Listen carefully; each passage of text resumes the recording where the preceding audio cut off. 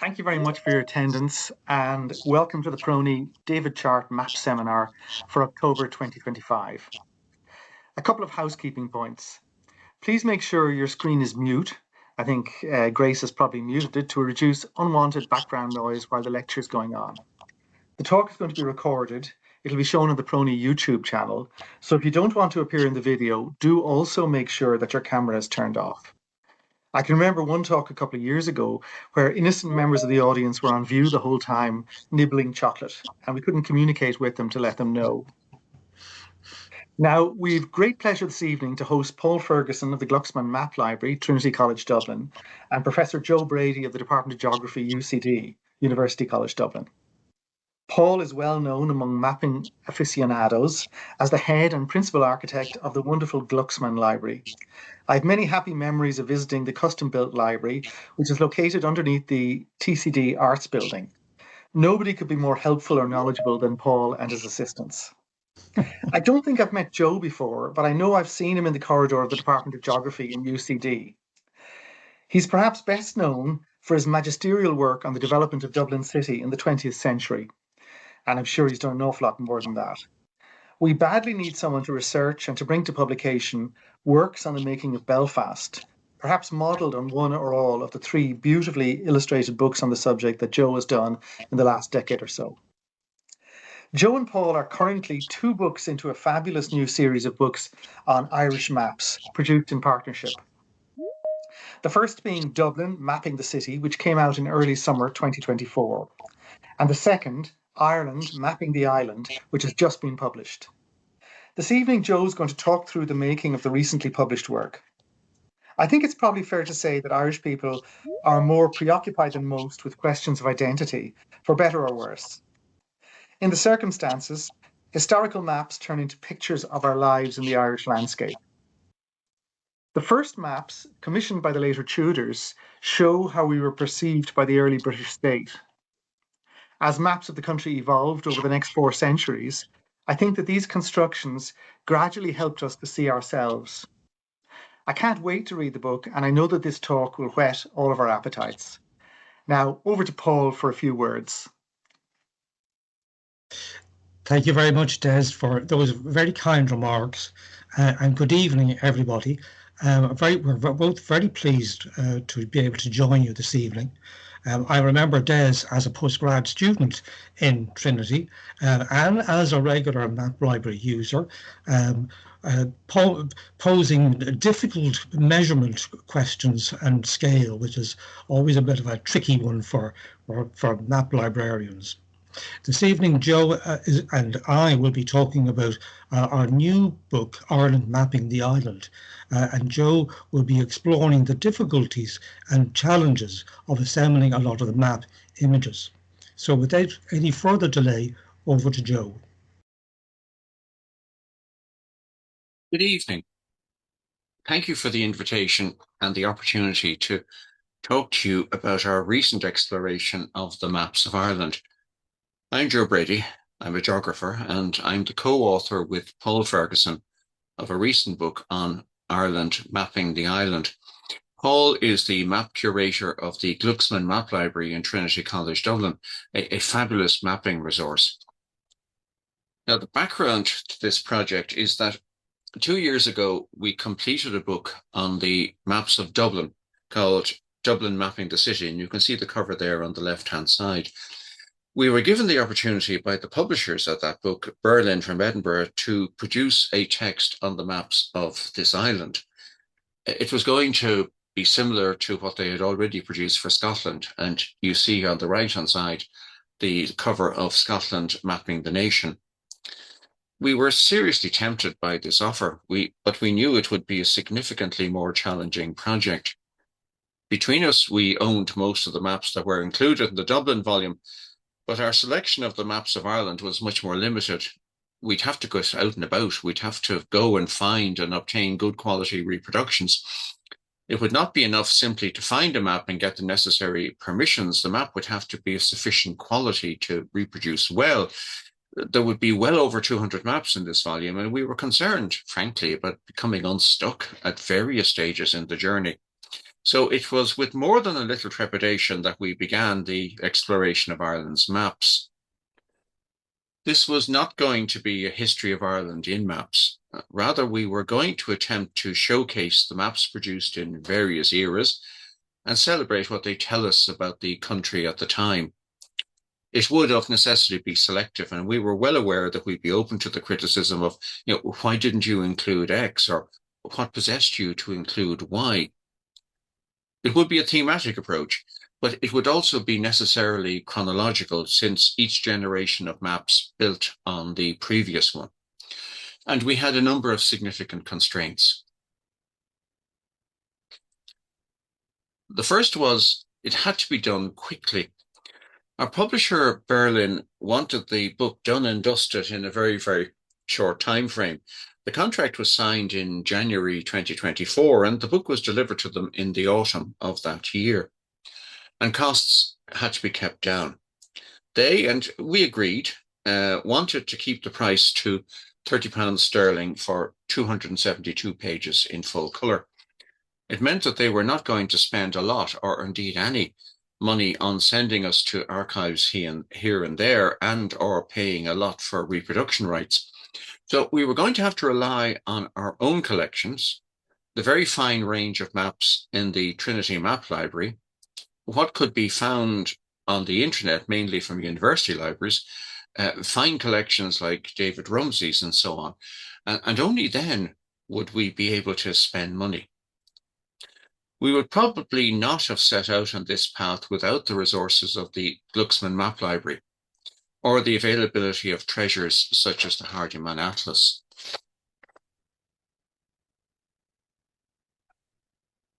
There would be a number of themes.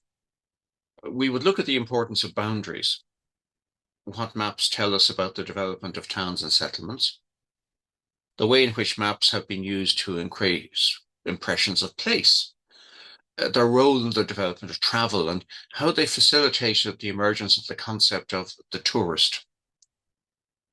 We also look at how others saw us, and particularly at the maps produced since the 1930s by the military powers of a number of countries.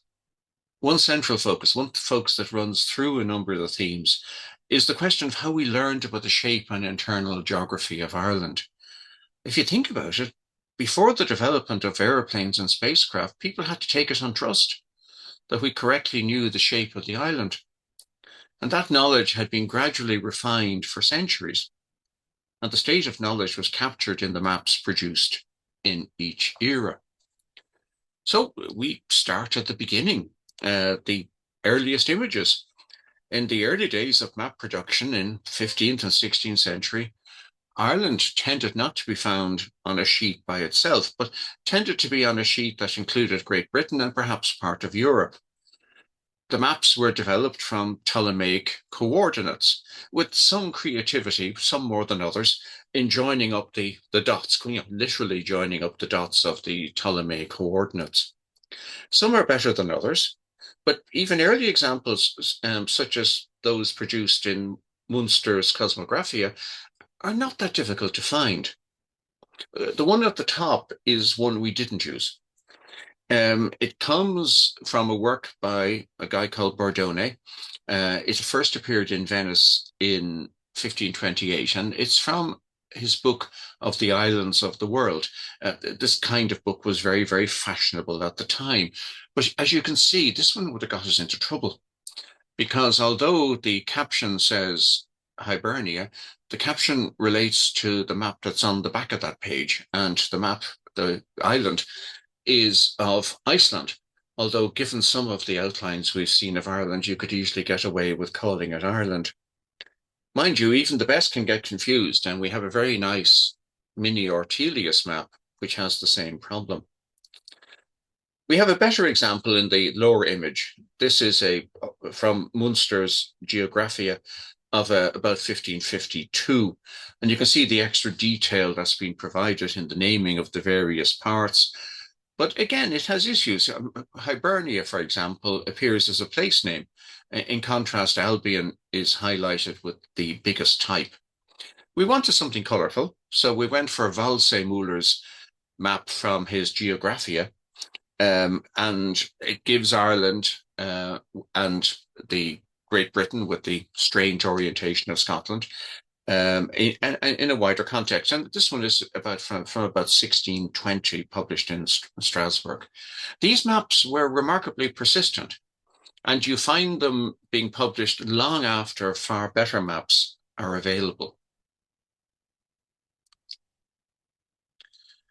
There was clearly a lot of work to be done, and the determination of the shape of Ireland was simply a result of trade, conquest, and a bit of religion.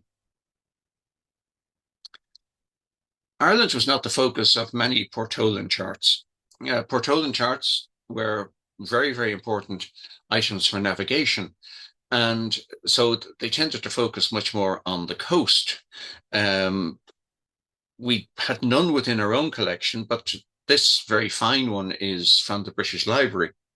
It's a late 15th century Portolan chart, believed to be created by Benincasa, and it shows the northwest coast of Europe, including France, these islands. It's well known. We'd have preferred a lesser known example. This was available in good colour and good resolution. But if you look at the shape of Ireland, you can see, again, making the point that we have quite a long way to go. Until the middle part of the 16th century, we were very much dependent on improvements being made gradually to the Ptolemaic maps, largely as a result of trade. The interior was not at all well mapped.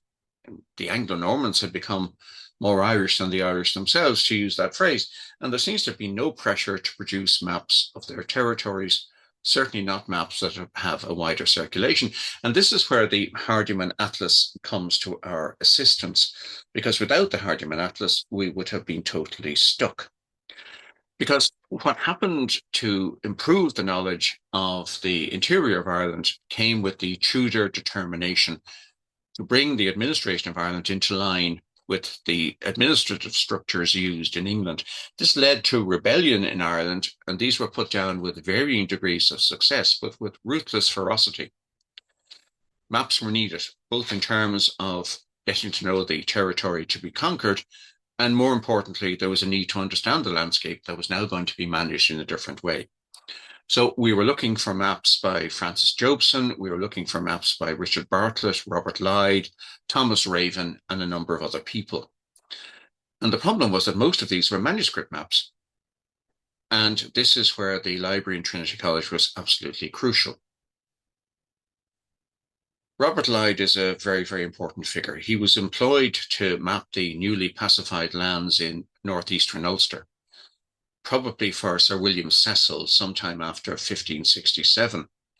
And then he was commissioned to map the entire country. By 1570, he had completed a survey of most of the country south of a line from Killary Harbour to Strangford Lough. He must have wondered whether it was worth taking on the project, because he later wrote that it left him broken in health and half blind. The problem with Lyde's maps is that not all have survived, but we are fortunate that in the later maps, which we have from Mercator, from Boazio, and from Hondius, that Lyde's information has managed to be captured by them. But for Francis Jobson, we are fortunate that we have the Hardiman Atlas. Jobson produced important maps of Munster and Ulster, and among other things, mapped the Gaelic territories as well as the new territorial divisions that would replace them. And on the left-hand side, you have the gorgeous map he produced of Ulster. Hardiman also provided us with our maps of Laois Offaly and our Munster maps. On the right-hand side, we have an example of a Richard Bartlett map. And Bartlett maps are important because of the more detailed level of granularity that we get from them. We get impressions of towns, we get impression of the detail of the landscape. We even get in this one an impression of a crannog. You can see it here in the top right-hand part of the image. Poor Bartlett's career was cut short, literally, because he lost his head in 1603 because he strayed too far out of his comfort zone. we're fortunate. There's a good selection of Bartlett maps in the National Library of Ireland, and there's a very nice one of Ulster in the UK National Archive. Later on in the book, we wanted to deal with early settlement. This is where the work of people like Thomas Raven becomes very important to us. There's a nice collection of Raven maps in PRONI, but for reasons of resolution, we went to Lambeth Palace Library for our map of Bellaghy. It includes a very good example of a bawn. And also because we liked the image of a developing Londonderry. The library was very good to us and were very accommodating.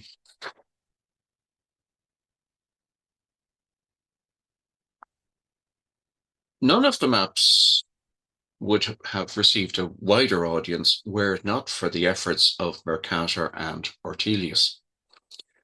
Mercator was not particularly interested in Ireland, though he had a much closer connection with Great Britain. His interest was piqued by being asked to engrave a map of these islands for a friend. Now, much has been speculated as to who this friend was, but it suited Mercator at the time to do the job, though his friend's image of Ulster was less detailed than it could have been, and less detailed than the map that Mercator already had. But that map would go on to become perhaps the best known map of Ireland at the time. Mercator's own connection ensured that he had access to Robert Lyde's maps, as did Boazio and Hondius. And so when his World Atlas appeared in 1609, years after Mercator's death, there was a large section on Ireland and a very fine double folio map of the country. It must have bemused people, though, in the decades that followed, why there was a map of Idrone or Idrone, whatever pronunciation you want, a barony in Carlow. It's a very nice map, but the area was hardly worthy of a map in itself. It's there because Lyde was asked to draw such a map to help sort out a territorial dispute. It must have been part of the package that Mercator was given, and he, not being really bothered, went ahead and used it. And his successors must have looked at it and said, oh, well, he's included it. We don't know why, but we'll go ahead and do it as well. But as I've already said, the Mercator map that got the most circulation was a less detailed map, in fact, one that was used by Ortelius in his Theatrum Orbis Terrarum. And because that atlas got such a huge circulation, this became the standard map for generations. It shows a rather flat, a rather bald, and a rather empty Ulster. This was included in Ortelius's atlases and the variants of those atlases until after his death. A copy of Boazio's map of Ireland made its way to Ortelius's printer, Vrints. TCD have 3 copies of the original Boazio, but unfortunately we didn't like how it looked in reproduction, so we decided that we would go with a nice copy, excuse me, that's gone too far, a nice copy of Vrints Boazio. Now, to be fair to Vrints, he does give the attribution to Boazio, but he takes out some of the more flowery dedications that Boazio felt it prudent to include.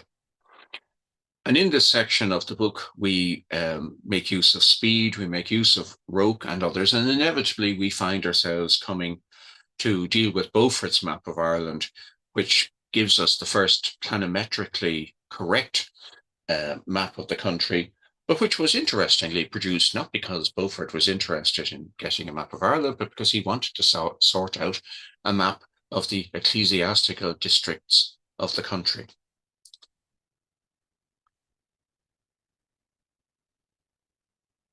Now, as I've said earlier, boundaries. Boundaries is a topic which runs throughout much of the book. And conquest involved the delimitation of boundaries and the establishment of a settlement system to govern at local level. And that's a crucial element in the aftermath of conquest.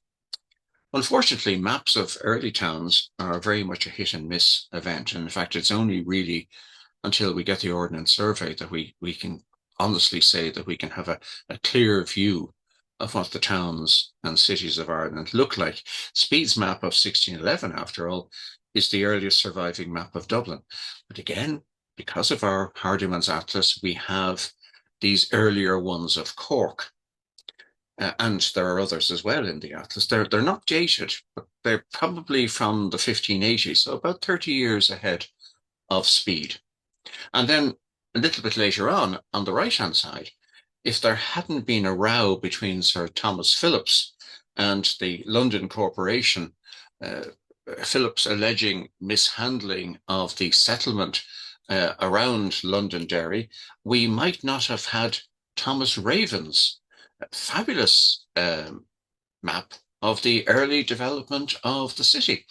Here you've got Londonderry in its first years, and you can see the process of the laying out of the streets, and you can get a sense of how the diamond is looking and what's been built and what is yet to be built. And he even gives us a short description of who's living there, and it's clear enough that life would be fairly Spartan in the Londonderry of the time. The discussion of boundaries invariably brought us to the work of William Petty, which, despite its importance, it's remarkable that it survived. A fire destroyed about half of the originals in 1711, and that job of destruction was completed when the Public Record Office in Dublin, to which they'd been moved for safekeeping, was destroyed during the Civil War in 1922. But we had a couple of boundary issues which we thought were worth looking at. And one was the question of the Gaeltacht and the delimitation of the Gaeltacht. Now, the use of Irish declined westwards during the 19th century. There were a few outliers left in the east. In the early years of the Irish government, the language was strongest in the west, all along the west coast. And this was the subject of a commission in 1925 to identify the boundaries of the Gaeltacht and to identify initiatives that might be used to encourage economic development and social cohesion there. A report was produced which contained two very, very detailed maps which compared the extent of Irish speaking in the Gaeltacht in 1925, and this was the result of a special enumeration, and the data which was available from the 1911 census. These were produced in maps at a scale of 4 inches to 1 mile. It facilitated detail, but it makes the maps pretty unwieldy. They're extremely big and awkward to work with. But what it gives us is the detail that you see here on the screen. So for every district electoral division, we have the name of the DED, we have the number of Irish speakers, and we have the percentage of the population who would be identified as Irish speakers. And these were color-coded with shades of pink, orange, and yellow, indicating the locations where the language was strongest. There was also a much more manageable summary map included with the report itself, but unfortunately, either it wasn't bound into all the copies, or it has been removed for most. We found it very, very difficult to get one in sufficiently good condition to allow us to reproduce it. And that same issue about quality and quality for reproduction follows in what is undoubtedly the most important boundary issue of the book. This is the Boundary Commission, which was established in 1924 to examine the detail of the boundary between the Free State and Northern Ireland.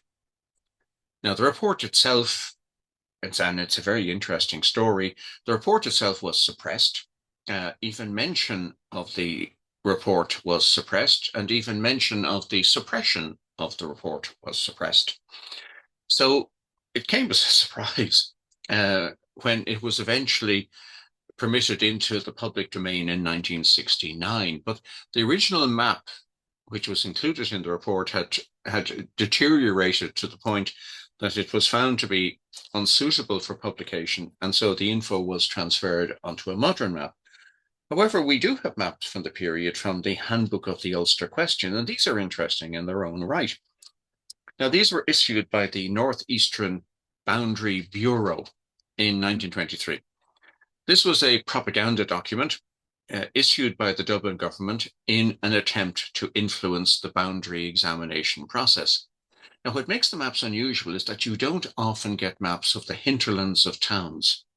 And here we have maps of the hinterlands of towns in and around the border areas. And it's making the obvious point as to the impact of the border.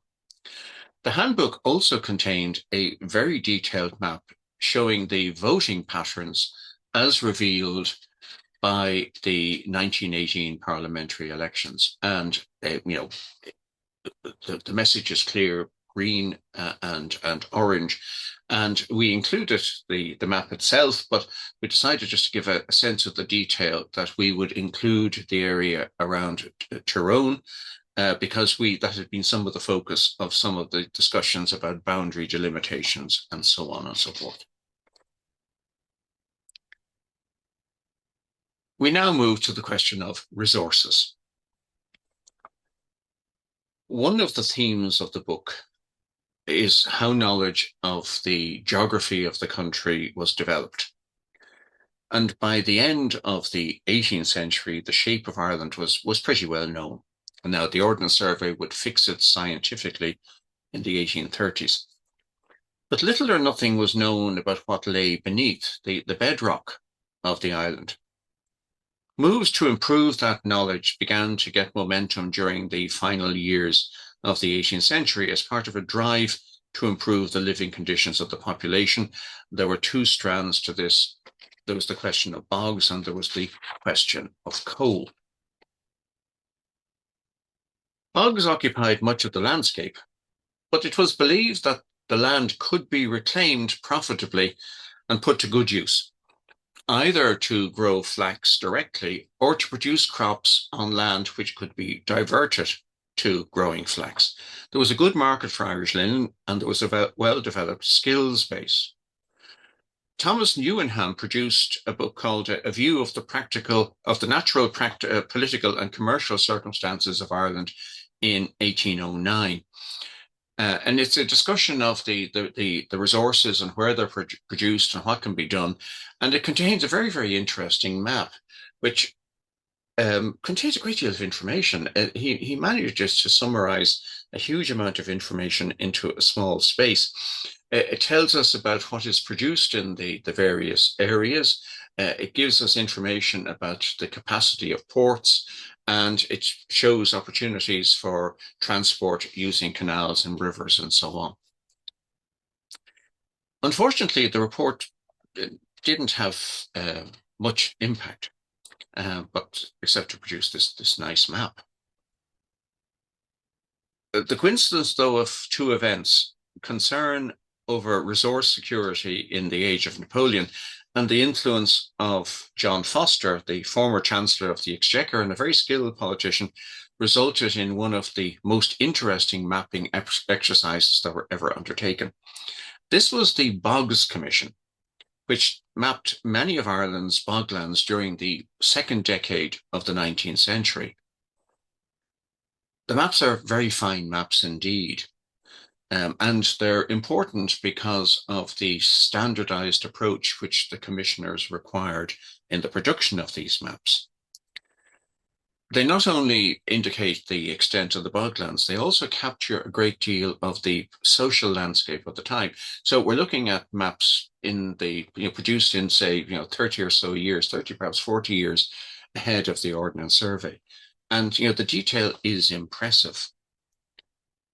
This was one of Richard Griffith's early projects. His father, being a commissioner, was doubtless of some significance here. But it also introduces us to other surveyors who would be important in producing maps for the grand juries, the forerunners of the county councils. And this map here is an example by Alexander Nimmo. And Nimmo his contribution is to engineering projects across the country is huge. But he also designed the first railway, the railway line which ran and still runs between Dublin and Kingstown. There are many maps in the report, so we struggled to choose which to include. And we'd probably admit that they need a bigger format book actually to show them in their full glory.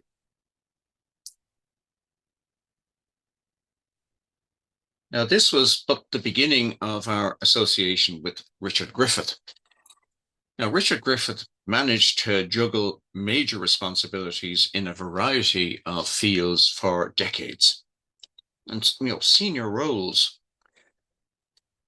Geology, though, was his abiding interest, and he managed to turn his other responsibilities into opportunities to gather data for his geological map of Ireland.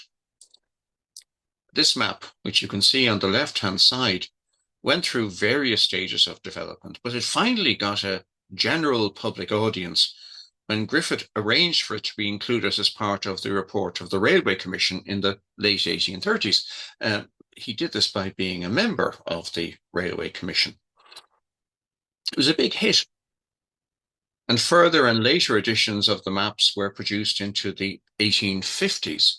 Now, the one you're looking at is coloured geologically, but most copies of the map which you will find available are not coloured geologically. In fact, all that's happened is that the counties are coloured in, and this is because the geological shading was quite expensive. It had to be done in Great Britain, but the county shading has turned a technical document into a decoration.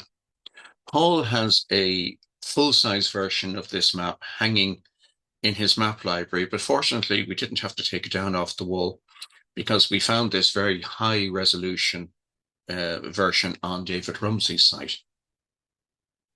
Now, this map takes us in two directions.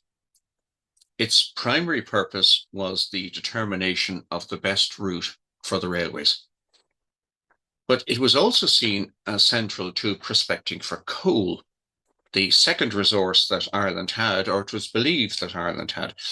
Coal had been found in Great Britain in great quantities, and it was believed that similar geological structures carried over into Ireland. Griffith's earlier work had examined the possibilities in the various parts of the country, and he had identified the sequences of rocks that were likely to be the most profitable. Unfortunately, while coal mining expanded in Ireland during the second half of the 19th century, it was not accompanied by detailed research into the deeper structures. And this is what necessitated the production of this lovely sequence of maps in the 1920s. In the period up to the treaty establishing the Free State, the first Dáil acted independently of British authority, effectively a parallel government. One of its actions was to establish a commission of inquiry into the resources and industries of Ireland. And this met for the first time in the Mansion House in Dublin in September 1919, and it set about undertaking research into various areas. They produced the memoir on the coalfields of Ireland in July 1921, very rapidly produced. It was in 2 volumes. One provided an analysis of the current position, and the other was a portfolio of maps of the various coalfields. There was 256 pages in the main text, and there was an additional 60 pages of appendices. Each coalfield was systematically described and its potential discussed, although, frankly, it hadn't moved on an awful lot from Richard Griffith's time. But the maps, as you can see, were beautifully produced in a pastel palette. And this was the second volume. Remarkably, many of these volumes have survived in libraries untouched. It seems that the report was not a riveting read, and such as read the report didn't find it necessary to go and explore the maps. So you'll often find the maps in their portfolio untouched, unopened. The second line of inquiry produced the Geological Survey of Ireland. Griffith had been a force of nature and had operated what was essentially a private research body. it was realized by everybody else that geological inquiry had to be brought into a more formal structure under state control. Now, as you know, the Ordnance Survey of Ireland began work in 1824. It had been suggested during the debate about its formation that it should look at geology. This was initially resisted by Major Colonel, later Major General Colby, who felt that it would be a distraction. And he suggested that it might, with the emphasis on might, be examined once the main survey had been completed. However, he bowed to pressure, and a separate and parallel geological survey was undertaken for a while. The Geological Survey did not prosper under the control of the Ordnance Survey, but a prototype analysis, what was going to be one of many, was produced for County Londonderry. And this is the report on the geology of the County of Londonderry and of parts of Tyrone and Fermanagh, and was published in 1843. Some 1,500 copies were printed. It's a very handsome volume, but it appears not to have been an immediate bestseller. There were many fold-out sections in it. It must have been very, very expensive to produce, but it contained a large format folded geological map. It was at a scale of 1/2 inch to 1 mile, and it comes in at about 89 centimeters by 74 centimeters. So it's pretty big. You can see it here on the left-hand side. It's printed on heavy paper, which is good for its survival, but not too good for capturing the precision of fine lines. But you can get, here we have now this very, very detailed sense of the geology of Ireland, something which the Ordnance Survey reckons it's going to reproduce for the rest of the country. However, there was a short revolution with intrigue, which would have been approved of by Machiavelli, the outcome of which was that the Ordnance Survey lost its control over geological mapping, and it passed to a new civilian-led Geological Survey of Ireland on the 1st of April, 1845, perhaps not the most propitious day. This was part of the Geological Survey of Great Britain and Ireland under the control of the impressively named First Commissioner of Her Majesty's Woods, Forests, Land Revenues, Works and Buildings. And they set about mapping the surface geology of Ireland, producing the well-known 1-inch series and other editions at various scales. The result of this was that geological maps of Ireland began to appear regularly in atlases and specialized publications. One of those specialized publications is a very neat map. It's produced by James Reynolds. He was a London publisher of educational materials, and he specialized particularly in educational diagrams. These were issued individually, but they were complemented by substantial texts in a series entitled Reynolds' Outlines of Science and Art. And on the left-hand side, you can see his geological map of Ireland. It's sufficiently small that he doesn't have to be worried about the detail of where the various rock types are found. So, he can get away with a generalization. And you can see from the blue color that he describes it as Carboniferous limestone. And he includes an outline of the fossil elk of Ireland, the Giant's Causeway, the 12 Pins in Connemara. Outlines of Geology was published in 1858, and this set out not only to educate about geology, there was also a religious aspect, and here we get the explanation as to how it all happened. From lowly forms at first of worms and weeds, ascending rise the bone-clad crabs and reeds. Next, lizard fishes and great palms appear, superior plants and giant reptiles rare. Mammalia next with timber trees are sent, then man, the crowning head and ornament.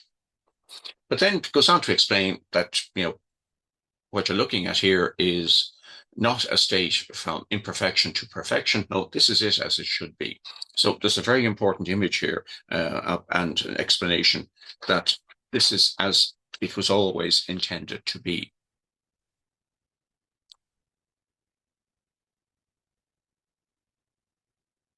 We moved on to talking about roads, because mapping the roads of Ireland was one of the motivations for producing new maps during the 18th century. And there was not a huge demand from individual travellers, but there were administrative needs and there were military needs. Roads were often worse than depicted on a map, or they mightn't even be in the places which were depicted on the map, or indeed they mightn't be there at all. So there was great interest, for example, when Taylor and Skinner produced their strip maps. This is an interesting idea whereby you can follow the route from page to page by going down the page, and it tells you what you find as you travel along the road, and you move from page to page, and by so doing you get a very detailed explanation as to what you're going to encounter along the way. Taylor and Skinner's production in 1777, it was very, very detailed. You get the same idea in Ireland in the 1920s, in the Dunlop Road Guide in the 1920s, but you can see there's nothing like the level of detail.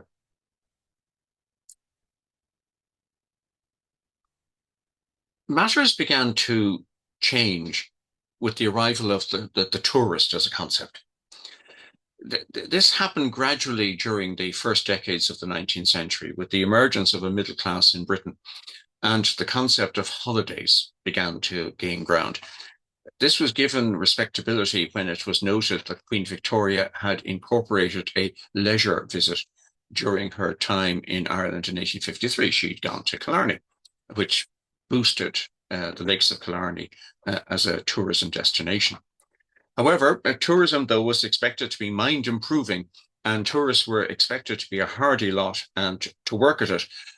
Walking and later cycling on solid tires were seen as normal elements, and for this you needed good maps.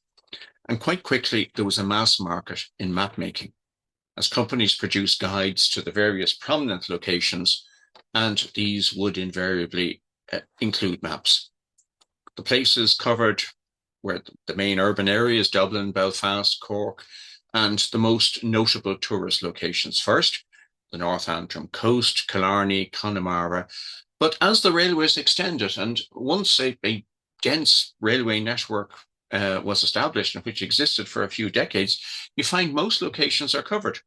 The Inishowen Peninsula, right to the tip of Inishowen, Mayo. Only the Midlands were given less attention, but you were told that even these could be visited by using the railways if you're on the way to somewhere else. So we had a huge choice of maps here. Our problem was to decide what to leave out. We had a range of generally high quality maps to choose from. So we attempted to get examples that covered most of the country. As I said, tourists were expected to be tough, and walking 15 miles before dinner or so was not regarded as anything outrageous. You might arrive by train at a particular point, and then you'd be told, well, there's a short walk of 10 miles to your lodgings for the night. This toughness was especially captured by the upsurge of interest in cycling holidays in the final decades of the 19th century. These were on bicycles with solid tires on roads that could be rough and ready, but maps were produced to meet their needs. A particular type was what was called a contour guide, which provided profiles of the landscape through which the cyclists would travel.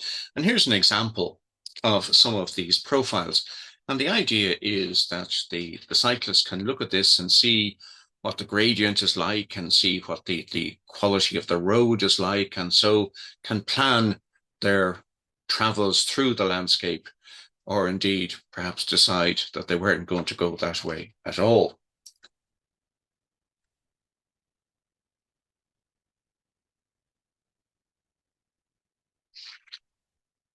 We now move on to another area that was of interest to us, because the maps that we've discussed so far are about trying to make the island more accessible and more intelligible to those of us living there or perhaps visiting. But they were also used for other purposes, and we thought it'd be interesting to have a look at those. One section looked at the phenomenon which was popular during the last decades of the 19th century and the early decades of the 20th century, although the concept itself was much older.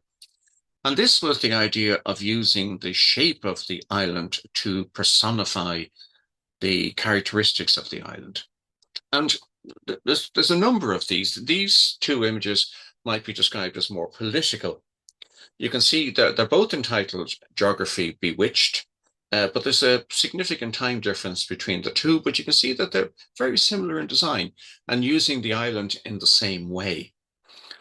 The one on the left-hand side has a subtitle of the false Ireland and the true Éireann. And this one doesn't have the explanation for it, but we're told in another copy that a young and beautiful Éireann is strangling Gladstone, while the Irish Secretary, John Mealy, is a harp playing Gladstone's tune, while underneath her skirts is a masked Fenian carrying guns and dynamite. And you can see, as I say, you can see the same structure. The one on the left is for 1888. The one on the right-hand side is one from Trinity's collection. And it's a caricature map of Ireland. This portrait of Lady Hibernia Bull is humbly dedicated to her husband, the great Mr. John Bull. Another strand was military. Although Ireland south of the border was nominally neutral during the Second World War, it was felt in the UK and Germany that they needed to have maps, just in case. This was easier for the UK since they had the Ordnance Survey sheets. But they produced a revised series of 76 maps, which they numbered from 301 to 376 to avoid confusion with the existing 1-inch Ireland series.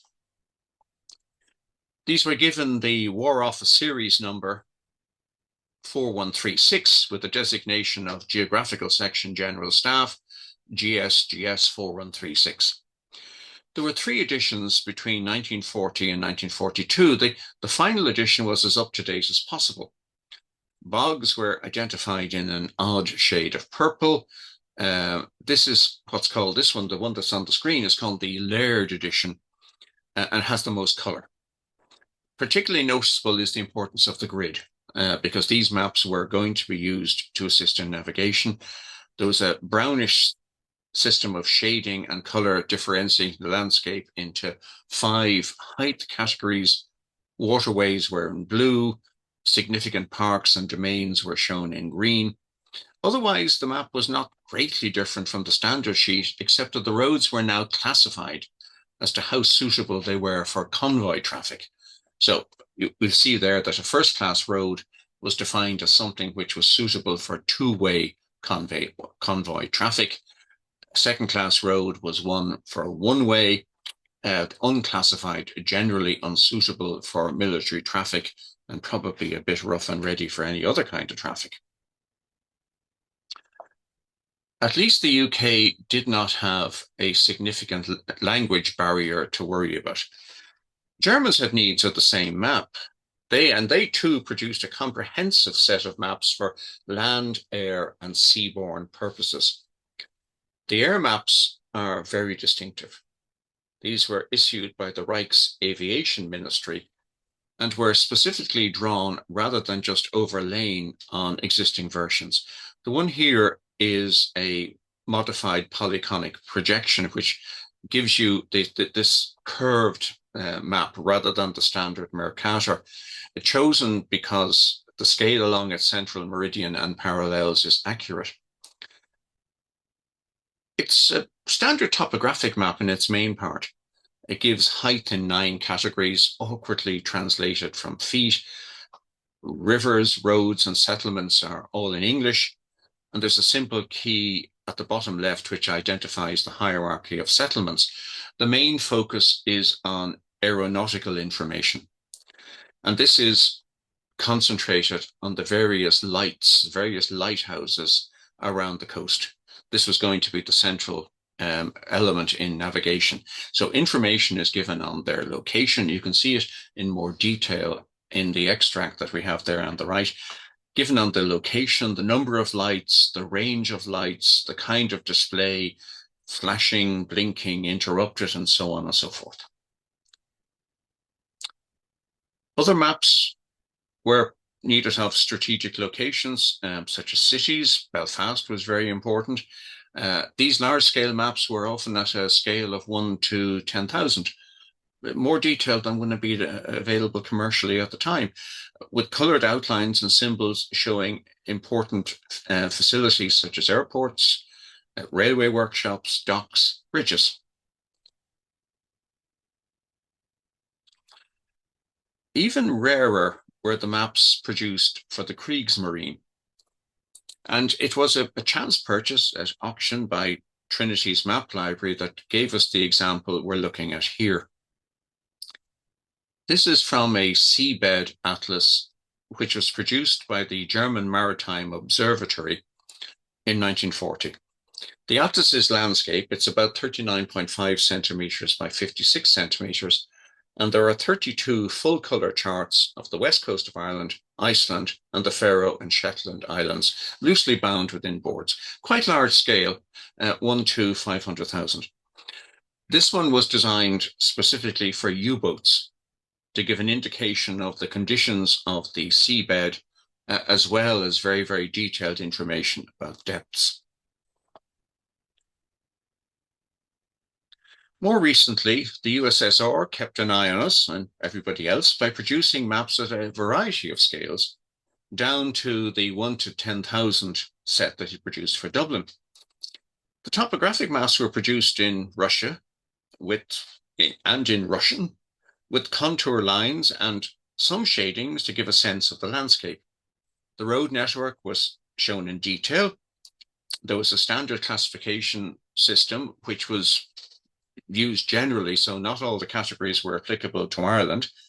Settlements and physical features were named, different fonts used to provide a size range for the settlements.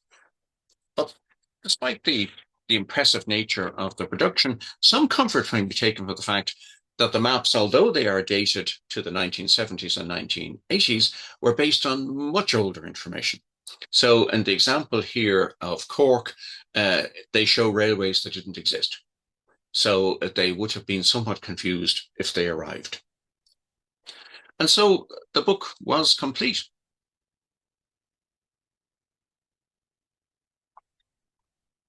Without breaking the bank, it was possible only because of the amount of digital imagery which is now available on the internet and the generous access which many people gave us. We could not have arrived at the degree of completeness we have without the generous support of Trinity Library. Likewise, the generosity with which collections such as David Rumsey's is available made it possible to include maps that we would not have been otherwise able to get. And finally, the book produced the post facto justification to ourselves about the many impulse buys that we had made over the years. There is also, at the moment, an exhibition in the long room of Trinity College, Dublin, of some high-quality examples of the early maps of Ireland, which is curated by Paul, and Paul will doubtless tell you about it if anyone is interested. Unfortunately, though, Trinity charge to get to see it. Thank you very much for your attention.